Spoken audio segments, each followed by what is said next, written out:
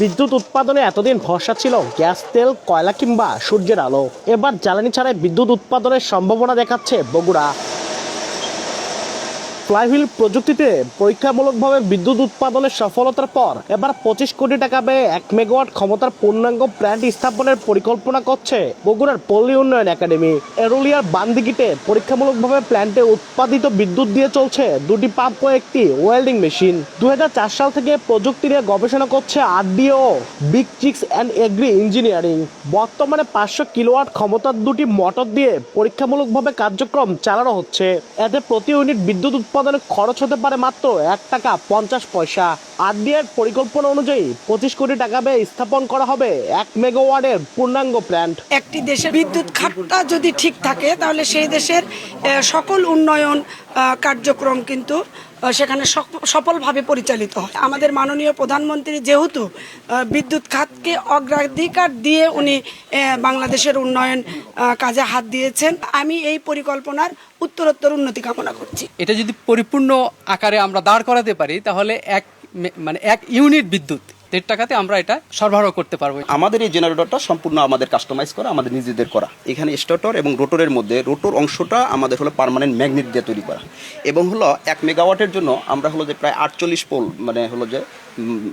Pole আমরা ব্যবহার করব, এই ম্যাগনেট ব্যবহার করব। এই ম্যাগনেটগুলো বেশ এক্সপেন্সিভ, এবং যার কারণে আমাদের জেনারেটরের সাইজটা এটা 250 কিলোওয়াটের জেনারেটর হলো সাইজটা কিন্তু অনেক বড়।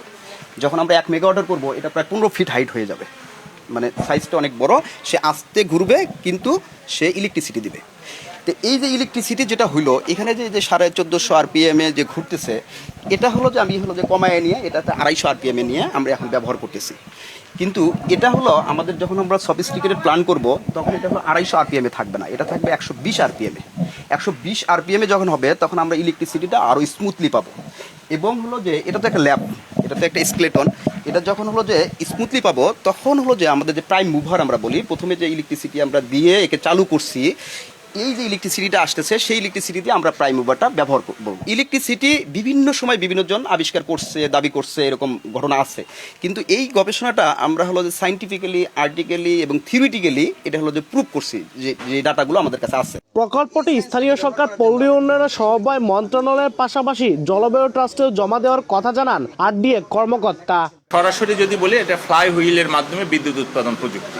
এটা বাংলাদেশে প্রথম না, এটা বর্তমানে যদি আমি বলি ইউএসএতে রয়েছে, চায়নাতে রয়েছে, এই প্রযুক্তি তারা ইউজ করছে। বাংলাদেশে যখন বিদ্যুৎ অর্থাৎ জ্বালানির সংকটের দিকে যাচ্ছে তখন আমরা এই প্রযুক্তিটির চাহিদা বেড়ে যাচ্ছে। অর্থাৎ আমাদের বিকল্প কিভাবে জ্বালানি ব্যবহার না করে বিদ্যুৎ উৎপাদন করা যায় সেই জায়গায় ফ্লাই হুইল টেকনোলজিটি আমরা গবেষণা করে এখানে দেখেছি। যেহেতু বিশ্বে এই টেকনোলজিটি মোটামুটি স্বীকৃত এখন পর্যন্ত, এবং আমরা বাংলাদেশে প্রথম বগুড়ায় এটি গবেষণা হচ্ছে।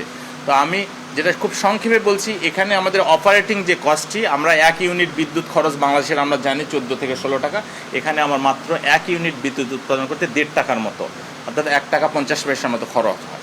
এটা আমরা মনে করছি যে ছোট্ট একটি প্ল্যান্ট যদি পল্লী উন্নয়ন একাডেমিতে আমরা করতে পারি, এই জায়গায় 1 মেগাওয়াট বিদ্যুৎ উৎপাদন করার আমরা চেষ্টা করছি। পরিদর্শন শেষে উদ্যোগটি বড় পরিসরে নিতে প্রয়োজনীয় সহযোগিতার কথা জানান স্থানীয় সংসদ সদস্য। মাত্র 1 কোটি টাকা দিয়ে এই মেশিনটা তৈরি করা সম্ভব।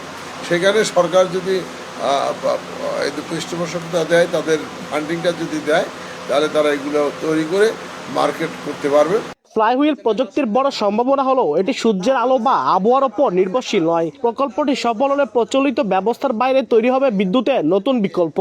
একই পরিমাণ বিদ্যুৎ সৌরশক্তি থেকে উৎপাদনে খরচ হতে পারে 100 কোটি টাকার বেশি, যা এই প্রকল্প ব্যয়ে 4 গুণ। আব্দুল আউয়াল, সময় সংবাদ, বগুড়া।